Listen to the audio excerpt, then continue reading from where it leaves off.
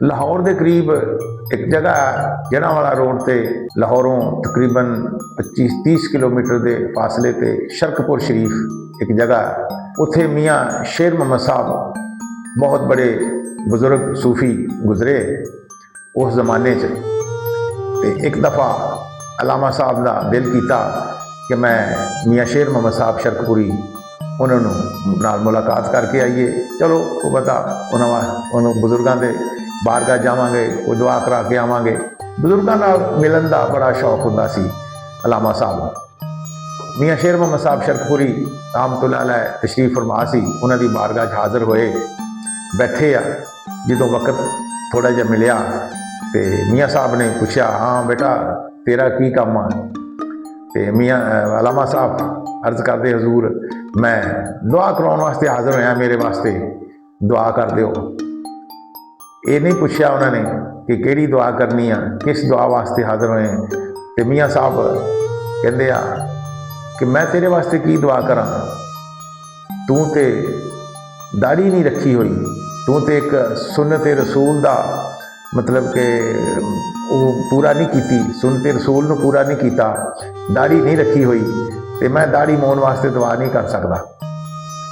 ਅਲਾਮਾ ਸਾਹਿਬ ਨੇ ਜਦੋਂ ਇਹ ਗੱਲ ਸੁਣੀ, ਅਲਾਮਾ ਸਾਹਿਬ ਖਾਮੋਸ਼ ਹੋ ਗਏ। ਖਾਮੋਸ਼ ਹੋ ਕੇ ਆਹਿਸਤਾ ਗਈ ਦੇ ਨਾਲ ਉੱਠ ਕੇ ਤੇ ਵਾਪਸ ਆ ਗਏ। ਜਦੋਂ ਵਾਪਸ ਆ ਗਏ, ਜਦੋਂ ਬਾਹਰ ਨਿਕਲ ਗਏ ਉਸ ਹਲਕੇ ਚੋਂ, ਤੇ ਕਿਸੇ ਮੁਰੀਦ ਨੇ ਅਰਜ਼ ਕੀਤੀ, ਹਜ਼ੂਰ ਇਹ ਬੰਦਾ ਪਤਾ ਕੌਣ ਸੀ?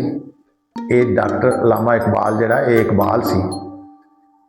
ਤੇ ਮੀਆਂ ਸਾਹਿਬ ਨੂੰ ਪਤਾ ਲੱਗਾ। ਮੀਆਂ ਸਾਹਿਬ ਬੜੇ ਹੈਰਾਨ ਹੋਏ, ਕਹਿੰਦੇ ਇਕਬਾਲ ਸੀ? ਹਾਲਾਂਕਿ ਇਸ ਤੋਂ ਪਹਿਲਾਂ ਨਾ ਉਹ ਇਕਬਾਲ ਨੂੰ ਜਾਣਦੇ ਸੀ ਸ਼ਕਲ ਤੋਂ, ਨਾ ਇਕਬਾਲ ਸਾਹਿਬ ਉਹਨਾਂ ਨੂੰ ਜਾਣਦੇ ਸੀ। ਪਹਿਲੀ ਮੁਲਾਕਾਤ ਸੀ। ਮੀਆਂ ਸਾਹਿਬ ਨੂੰ ਬੜਾ ਤਜੱਸਸ ਹੋਇਆ। ਮੀਆਂ ਸਾਹਿਬ ਨੇ ਕਿਸੇ ਮਰੀਦ ਨੂੰ ਨਹੀਂ ਕਿਹਾ, ਮੀਆਂ ਸਾਹਿਬ ਖੁਦ ਪਾ ਪਿਆਦਾ ਉਹਨਾਂ ਦੇ ਪਿੱਛੇ ਦੌੜ ਪਏ। ਤੇ ਅਲਾਮਾ ਸਾਹਿਬ ਉਸ ਵਕਤ ਤੱਕ ਬੱਸਾਂ ਦੇ ਅੱਡੇ ਤੇ ਪਹੁੰਚ ਚੁੱਕੇ ਸੀ। ਤੇ ਮੀਆਂ ਸਾਹਿਬ ਨੇ ਜਾ ਕੇ ਜੱਫੀ ਪਾ ਲਈ ਅਲਾਮਾ ਸਾਹਿਬ ਨੂੰ ਕਿ ਡਾਕਟਰ ਸਾਹਿਬ ਮੈਨੂੰ ਪਤਾ ਨਹੀਂ ਸੀ ਕਿ ਤੁਸੀਂ ਅਲਾਮਾ ਸਾਹਿਬ ਆ। ਇਕਬਾਲ ਸਾਹਿਬ ਮੈਂ ਤੇ ਬੜੀ ਦੇਰ ਦਾ ਇਸ ਚਾਹਤ ਵਿੱਚ ਸੀ ਕਿ ਕਦੇ ਅਲਾਮਾ ਸਾਹਿਬ ਨਾਲ ਮੇਰੀ ਮੁਲਾਕਾਤ ਹੋਵੇ, ਤੇ ਤੇਰੇ ਵਾਸਤੇ ਮੇਰਾ ਇਹ ਕਹਿਣਾ ਕਿ ਤੇਰੀ ਦਾੜੀ ਨਹੀਂ, ਇਹ ਮੇਰੇ ਵਾਸਤੇ ਮੁਨਾਸਿਬ ਨਹੀਂ।